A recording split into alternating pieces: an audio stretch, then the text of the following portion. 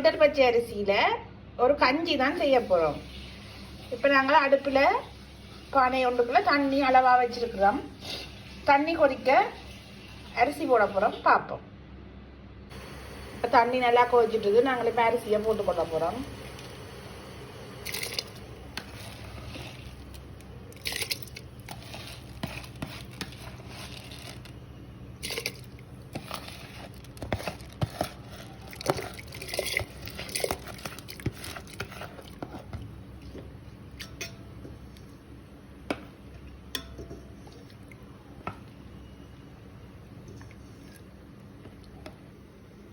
இப்போ நாங்கள் தேவையான அளவு உப்பு கொஞ்சம் போட்டுக்கொள்கிறோம். போட்டு நீ இது அவிஞ்சா போல் பார்ப்போம். இப்போ அரிசி நல்லா அவிஞ்சிட்டுது. நாங்கள் இதுக்கு முதல் பாலை விட்டுக்கொள்கிறோம்.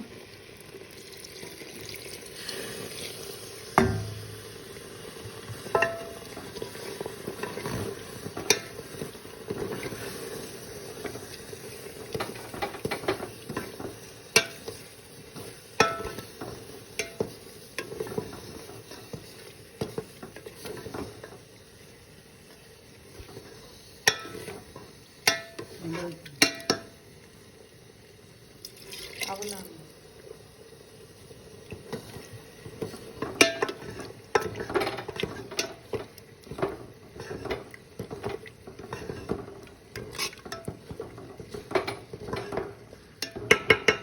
கொஞ்சம் பால் கொதிச்சா கூட பார்ப்போம்.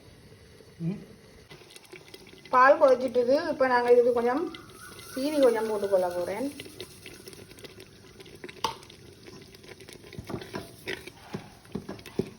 ஏலக்காய் பவுடர் போட்டால் நல்ல டேஸ்ட்டாக இருக்கும், நல்ல வாசனையாக இருக்கும், ஒரு சுவை. அப்போ சாப்பிட நல்ல டேஸ்ட்டாக இருக்கும், சாப்பிடுவினோம் எல்லாரும் விரும்பி. இப்போ எங்கள்கிட்ட ஏலக்காய் தூள் இல்லாதபடியாக நாங்கள் போட இல்லை.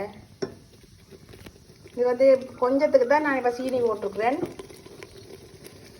இது வந்து எங்கள்கிட்ட வீட்டில் சுகர் இருக்கிற ஆக்களுக்கு சீனி போடாமல் எடுத்து வச்சுருக்குறோம். இது சுகர்காரர் சாப்பிட்றதுக்கு. எனக்கு வந்து நான் கொஞ்சம் சீனி போட்டு தான் செய்கிறேன். அப்போ தான் கொஞ்சம் சாப்பிட்றதுக்காக இருக்கும். இது வந்து சத்து மிக்கது. எல்லோரும் வீட்டில் செய்து சாப்பிடலாம். சின்ன பிள்ளைகளுக்கு எல்லாம் நல்லது.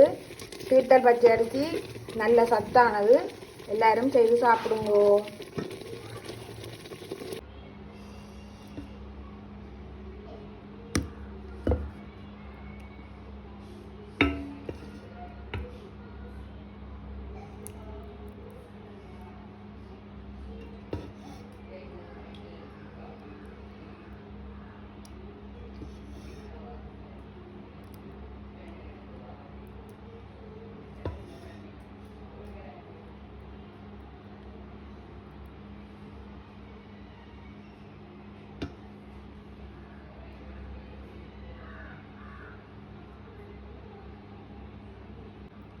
இப்போ எங்கள்கிட்ட தீட்டல் பச்சை கஞ்சி ரெடி ஆயிட்டுது.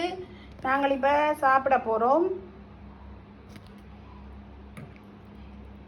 எப்படி இருக்குன்னு பார்த்தீங்களா? இதுக்கெல்லாம் சர்க்கரை போட்டால் பொங்கல். இதுக்கு நாங்கள் சர்க்கரை போடையில்லை. கச்சான் அது ஒன்றும் போடையில்லை. தனியாக பச்சை அரிசி இதை வந்து அவிச்சு போட்டு அதுக்கெல்லாம் பாலை விட்டு கொஞ்சமாக சீனியும் போட்டு எடுத்துருக்குறோம். நல்ல டேஸ்ட்டாக இருக்குது. நீங்களும் செய்து சாப்பிட்டு பாருங்க, நல்லா இருக்கும். எங்களோட வீடியோ பிடிச்சிருந்தா லைக் பண்ணி, ஷேர் பண்ணி, சப்ஸ்கிரைப் பண்ணுங்கள் நண்பர்களே. ஓகே, இன்னும் ஒரு வீடியோவில் நாங்கள் உங்களை சந்திக்கிறோம். பாய்.